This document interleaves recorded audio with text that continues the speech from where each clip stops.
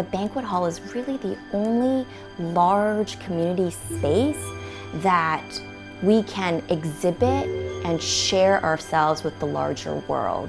To not have a space to do that would be a tremendous loss.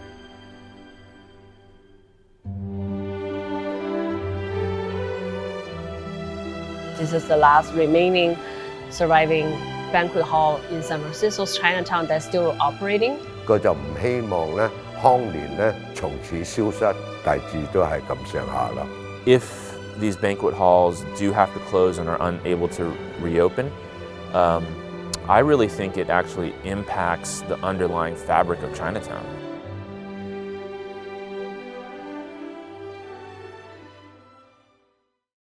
The Far East Cafe planned to celebrate its 100-year anniversary with a big celebration. Instead, it's now planning to close its doors.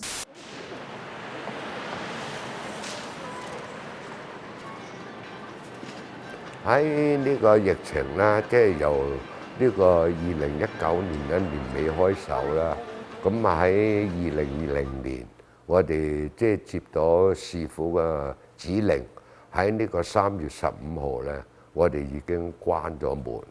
At the start of the pandemic, the restaurant stayed afloat by cooking meals for senior citizens and low-income residents in Chinatown. When the pandemic hit, and we knew and saw, that, banquet spaces were going to be struggling because we immediately got wind from Far East Cafe and New Asia, that banquets were being canceled left and right. We immediately knew, okay, we have to really jump in and figure out how to support our banquet operators to make it through this thing. Chinatown would not have gotten through the pandemic if the grocery store owners, the Siwapo owners, the bakeries, all those folks, if they hadn't made the decision to keep their doors open and essentially feed the community. 咁我即係計算一下咧，如果我繼續經營，每日蝕本咧，我都可以仲捱到大概有差唔多10個月咁上下。而家係我一個人孭呢個背囊咧，繼續經營，佢就唔希望咧康年咧從此消失。 The banquet hall is really the only large community space that we can exhibit and share ourselves with the larger world, and it's become a political entity. This is our church when politicians and major dignitaries come through Chinatown. In the African American community, they go to these iconic Black churches to give face, to show up. We flex and we share and build power through banquet halls and through food. To not have a space to do that would be a tremendous loss.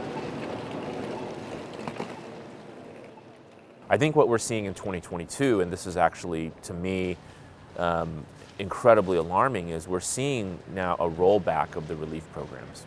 At the same time, we're seeing a continuation of COVID surges, but at the end of the day, these surges are causing the sort of traditional users of banquet halls to kind of cancel their banquets.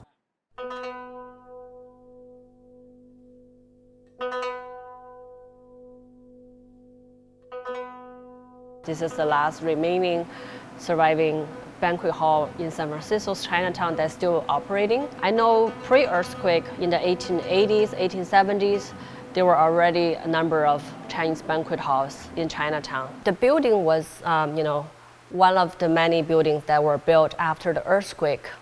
This one was built in 1908.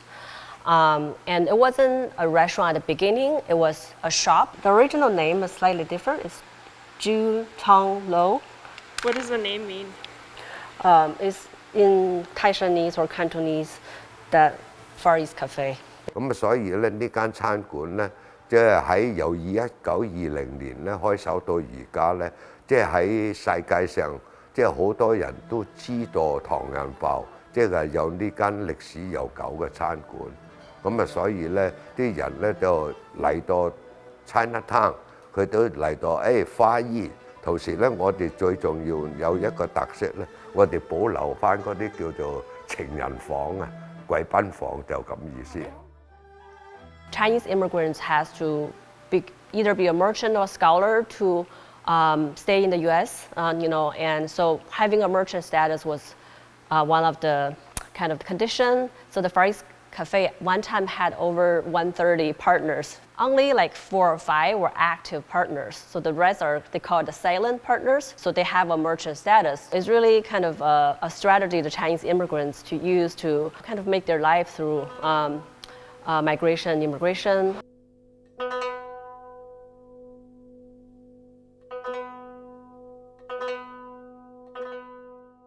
Historical preservation is a relatively new concept to Chinese immigrants. They all wanted to preserve it, but they wanted to manage the business aspect as well.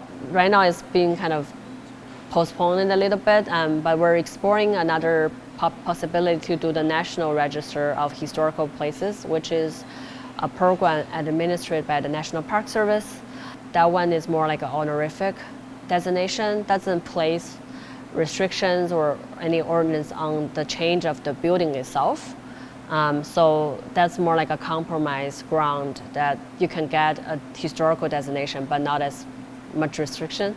You know, the double-edged sword about historic preservation when you're kind of freezing the spaces in time is that, yes, it does mean you have to kind of freeze the space in time, but it also means that the people who are coming in to kind of reopen businesses in those spaces actually have to have the resources to, you know, essentially maintain that space in the condition it was and to also make it beautiful and appealing. It's not easy, you know, for a mom and pop business and for the kinds of immigrant-led and run businesses that make up Chinatown to be able to do that. This is why preservation is very hard these days. A business owner had to balance both interests. I'm pretty sure if this change hands, those things will be gone.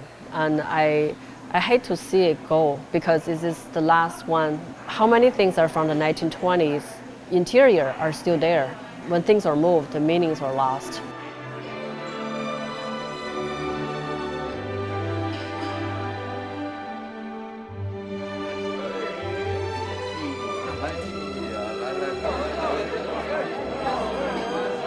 And you know, when I think of banquets, I think of celebrations. I think of weddings.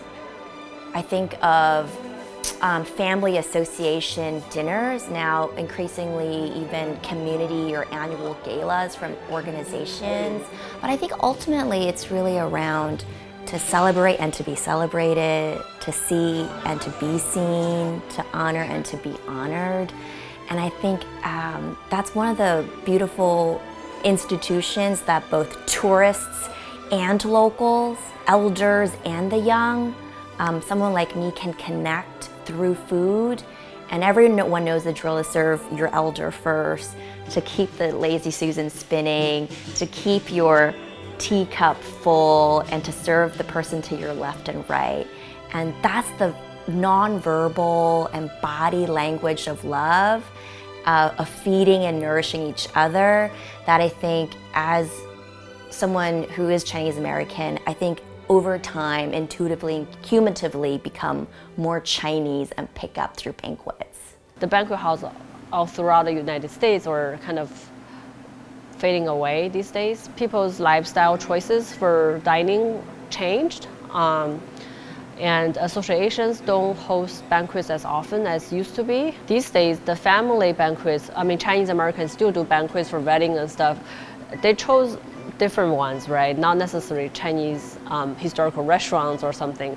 They would go to more upscale restaurants. I think banquet halls are an important part of our community, especially in Chinatown and in predominantly Chinese American areas. I think if they are lost due to just time and oftentimes wealth as well, I think that it will be, you know, you can feel the loss in the community. But at the same time, I do think that other restaurants and other places will carry on at least the symbolic meaning of what a banquet is. And so I think while the banquet halls of their presence may be potentially lost, I do think that people will really want to carry on that tradition. I feel like the new generation will seek for it. There'll be people who want to recreate it. It won't be the same, but it'll probably a modernized take. I mean, we know who are going to throw banquets, and it's not going to be the community. I think banquets in Chinatown is almost like going to church. There is an element of connection and community building in those spaces that I think are, rarely replicated in any other setting. There's also a political symbolism and an urgency to save this political space, because that is where we get to gather and congregate and build with each other. I've been kind of half joking with everyone I talk to, like, you know, because they ask me, well, what can you do for Chinatown? I said, well, actually, the best thing you can do is throw a party.